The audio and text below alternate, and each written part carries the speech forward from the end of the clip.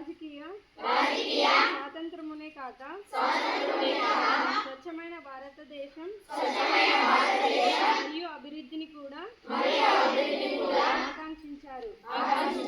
దీనిని పూర్తిగా తీసుకొని స్వచ్ఛ ఆంధ్రప్రదేశ్ను సాధించి తద్వారా స్వచ్ఛ భారత్ను సాధించే లక్ష్యంతో నేను కృషి చేస్తున్నానని ప్రతిజ్ఞ పూనుతున్నాను. నేను పరిశుభ్రంగా ఉండటంతో పాటు పరిసరాల పరిశుభ్రత కోసం కొంత సమయం కేటాయిస్తానని శపథం చేస్తున్నాను. ప్రతి సంవత్సరంలో 100 గంటలు మరియు ప్రతి వారానికి 2 గంటల శ్రమదానం చేసి పరిశుభ్రత ఆంధ్రప్రదేశ్ ని సాధించే సంకల్పానికి కట్టుబడి ఉంటాను.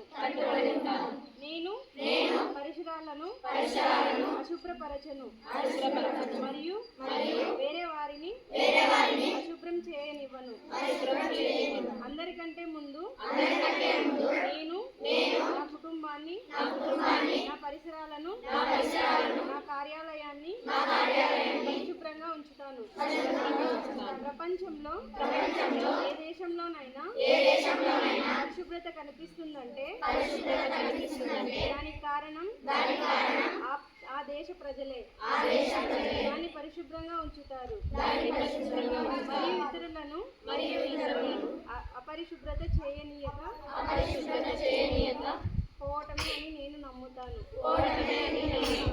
ఈ విషయంలో నేను వీధి వీధికి మరియు గ్రామ గ్రామానికి స్వచ్ఛ ఆంధ్ర మిషన్ ద్వారా స్వచ్ఛ భారత్ మిషన్ కోసం ప్రచారం చేస్తాను.